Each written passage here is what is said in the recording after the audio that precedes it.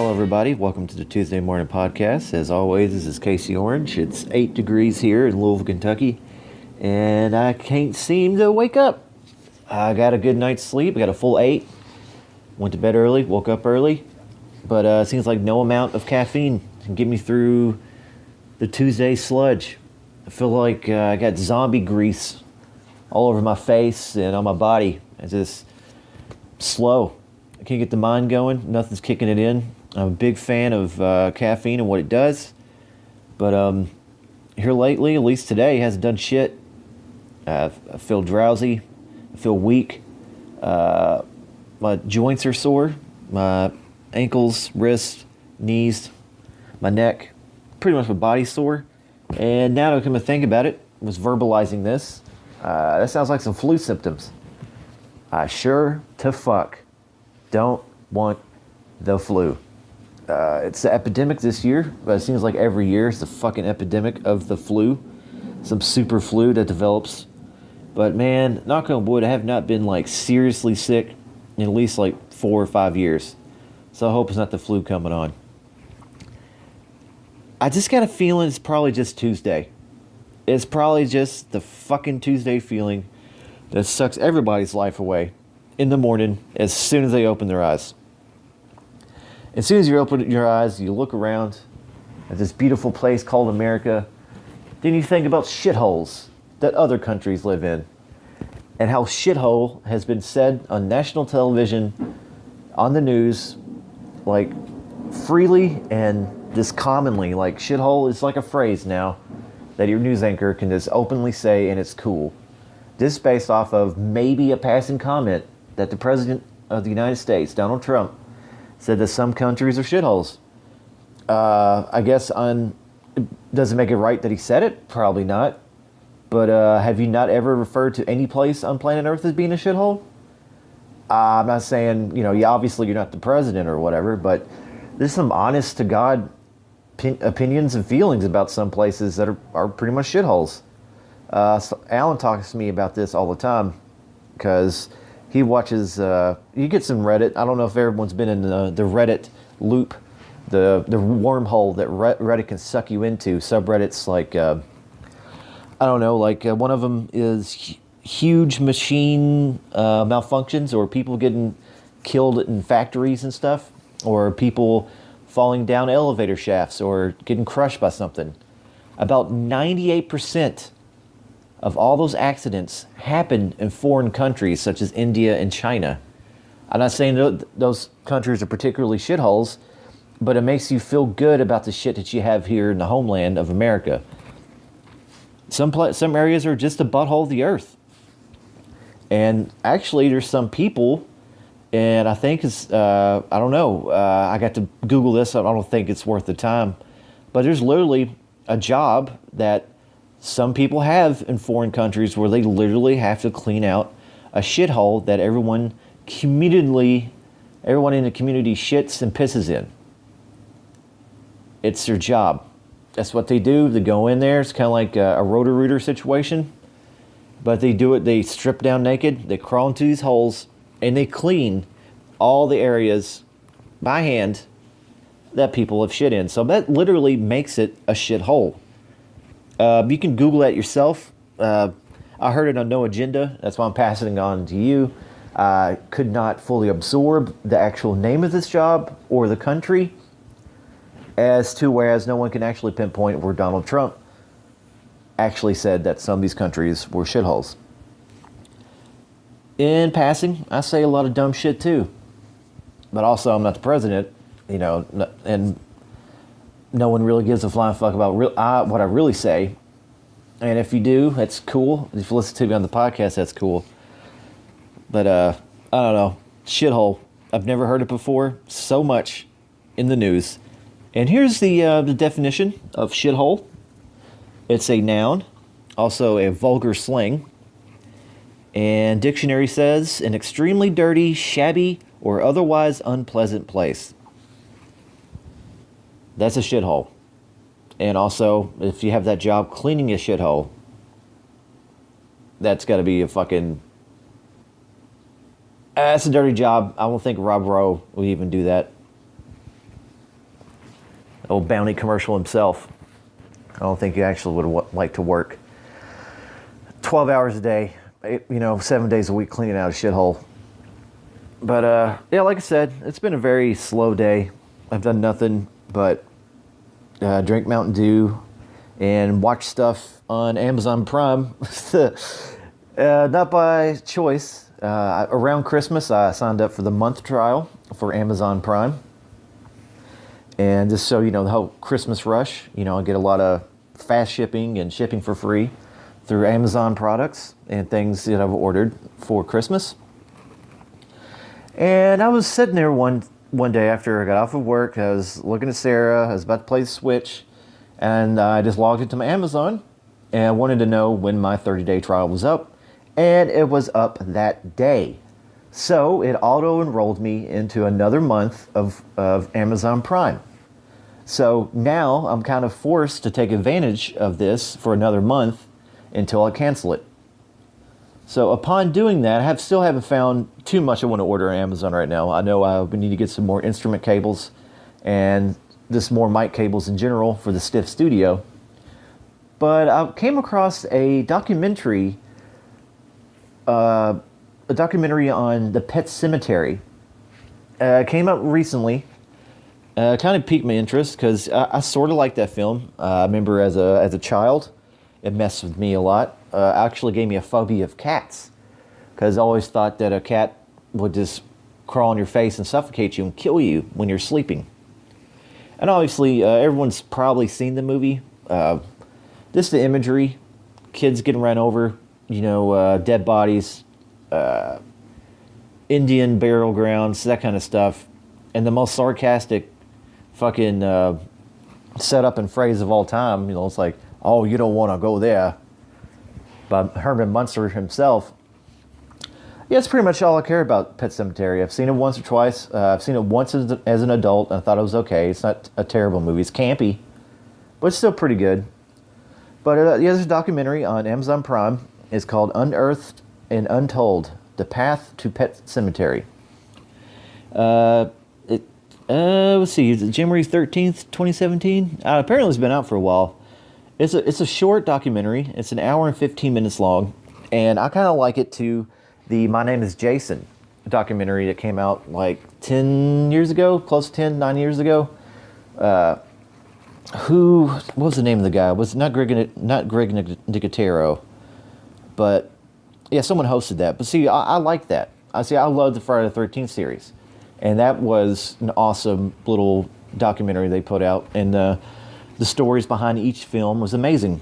So basically, just imagine My Name is Jason, only it's with one film, and that film is Pet Sematary. And it was actually filmed in Maine.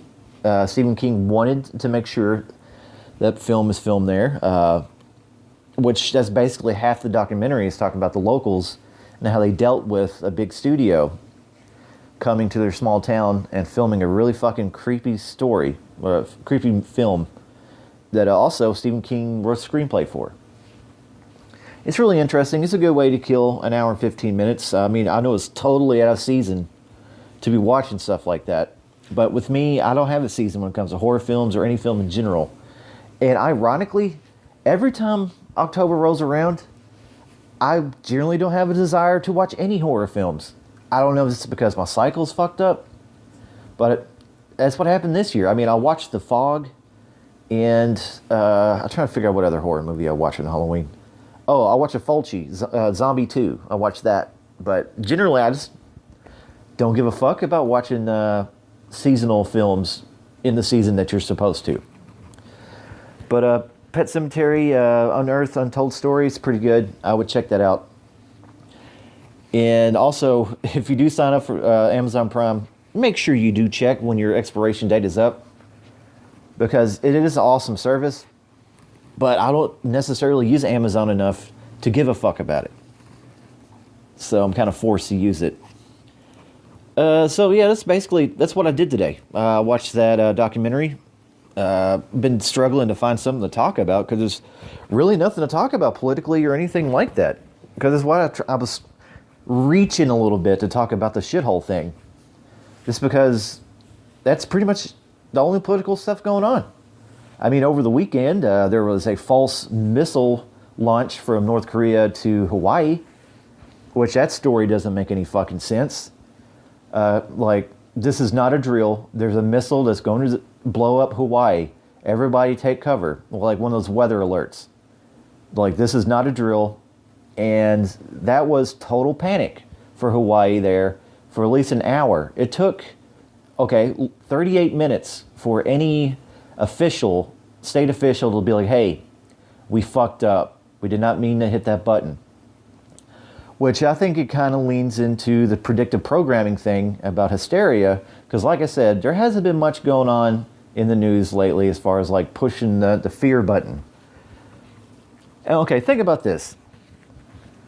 Your job is this is a 5-day-a-week, 40-hour fucking career that you have. You know, you're Joe Sixpack. And your job is to make sure you monitor the soda machines. Like, that's all you do. You clock in, you go and set that at your desk, type in the computer saying that you came in, and then you monitor the soda machines. You make sure there's still syrup in the carbonated water. The little ice thing in the middle is still putting out crushed ice. And you get back in the computer, you log in, you log out, and you leave. The next day, your specific task is to log into the computer, go to the Coke machine, make sure you're still doing everything properly, but this time before you leave, you turn it off. So what I'm getting at, very basic things. But every time you turn on and turn off this soda machine, there is 2 steps. One step is, do you want to turn this off? Yes. Then you click yes, and you turn off the machine. You go to your computer, you log out for the day, you go home. In this case, there was basically a mass hysteria button that you push to let everybody know there's an imminent threat that's going to destroy the island. So I'm just assuming you're just going to walk up to it and you push the button and then bam, the alert is sent out. I'm pretty sure there's a few more steps to that. So this asshole actually he pushed the button.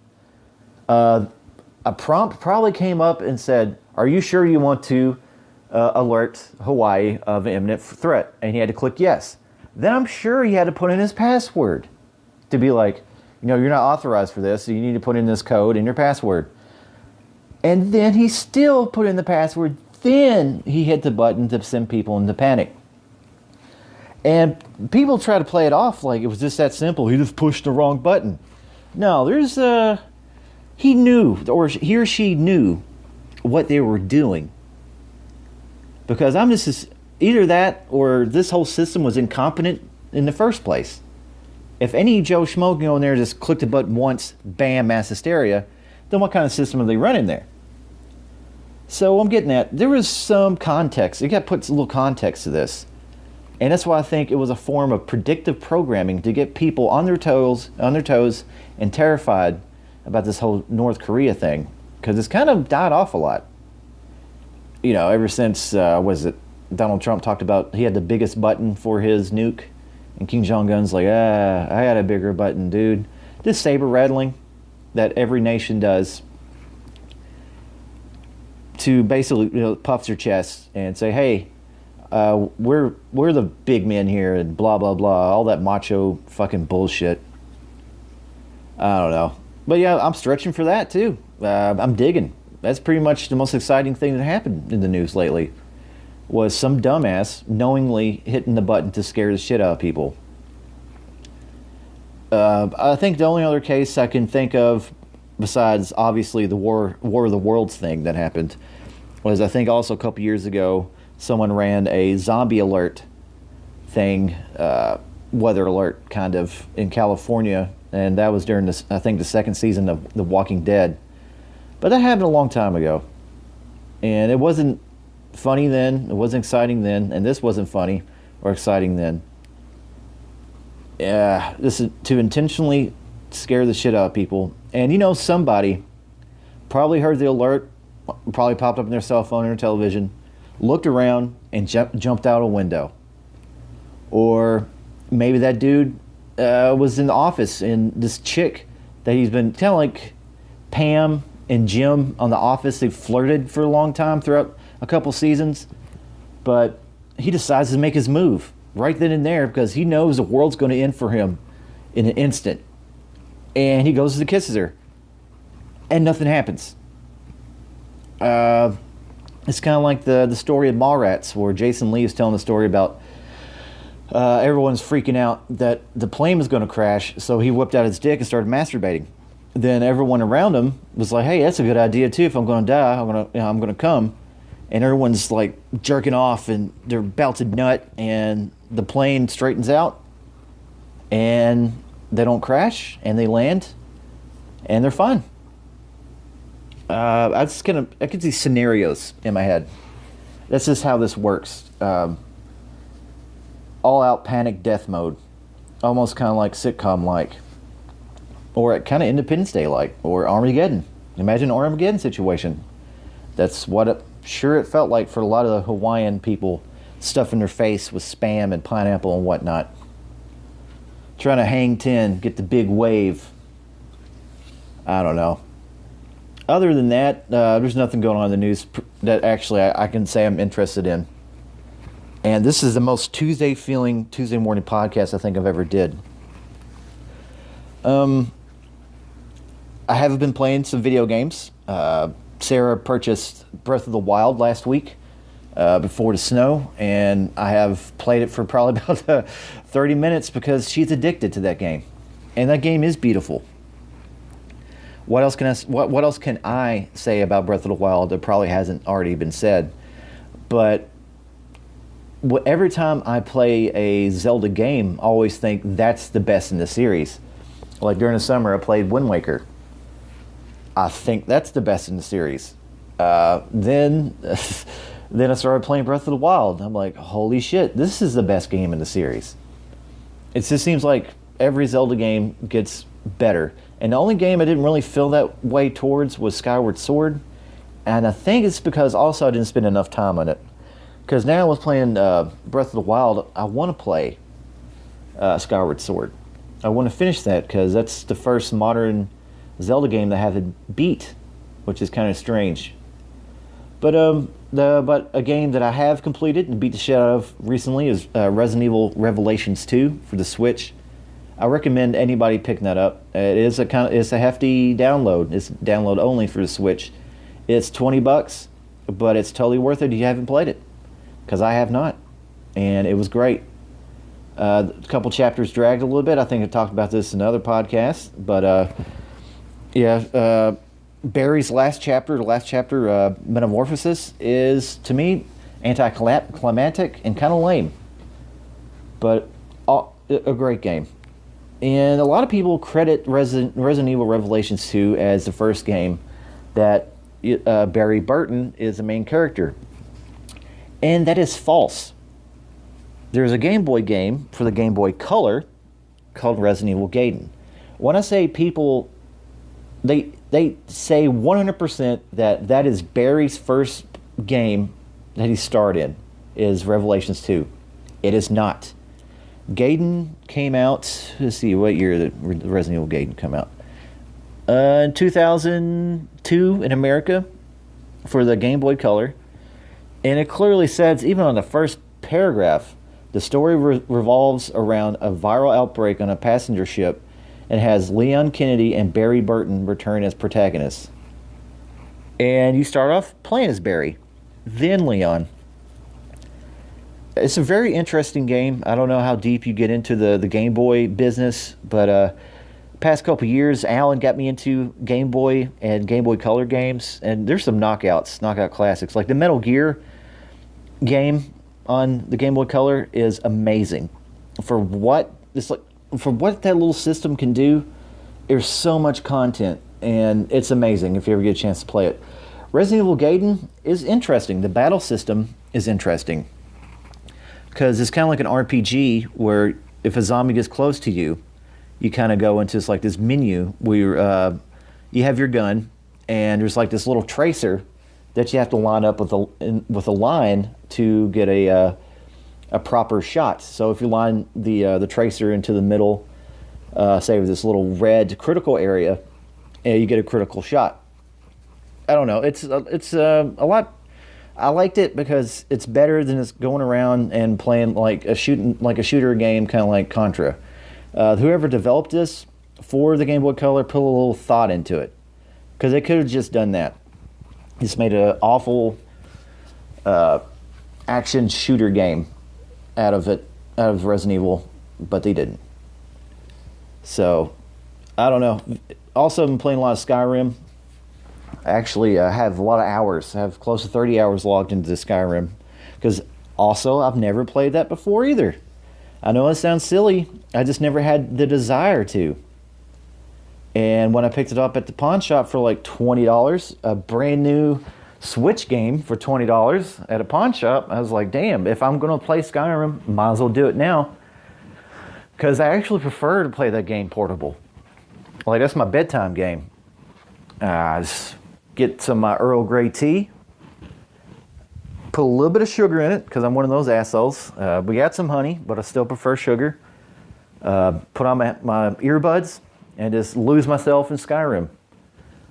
Because at first, I don't know if this happened to anybody else, but the game is overwhelming at first as to what to do, because the world is so expansive. And at the same time, that's what makes Breath of the Wild so amazing, is you can go anywhere and do whatever the fuck you want. And sometimes that can overwhelm you, and you just kind of like, fuck, you have to build your own direct narrative or set of goals to get anywhere. And I like that creative aspect of it, something that gets the juices flowing. And this thing, you know, I've spent 30 hours lost in Skyrim. I'm nowhere near halfway or even close to getting anywhere with completing the main story. I highly recommend that. If you have a Switch, Skyrim is totally worth it. The portability makes it dope. And especially if you never played it before like I have. Like, this is old news. This is like basically a 9-year-old game or something, 8 years old. And to me, it's fresh and brand new. So to me, it was the best way to experience that game. Oh, wow. This Tuesday morning podcast has been, it's been a chore. But I'm still doing it. See, that's the whole point of this. This is kind of like a mad scientist situation with how many Tuesday mornings can someone experience without snapping. And I'm getting close to that point.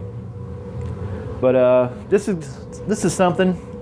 Just try to stay warm and be safe, because I know Muhlenberg County roads are still fucking terrible. I'm not saying the roads here in Louisville are terrible, but it seems like the city jumps on snow and ice situations more so than Muhlenberg County does. But yeah, just stay safe and stay warm, and look forward to some special guests very soon on the Tuesday morning podcast, as soon as next week and the week after that. And make sure you listen to Alan Orange's, or the Blowfly Signals, Serotonin, which got uploaded yesterday to the channel. It is dope, and preferably I would put on some headphones, some earbuds, maybe drink a cold beer, or smoke a J, whatever people do nowadays, and just relax to it. This has been the Tuesday morning podcast with Casey Orange. See you next week.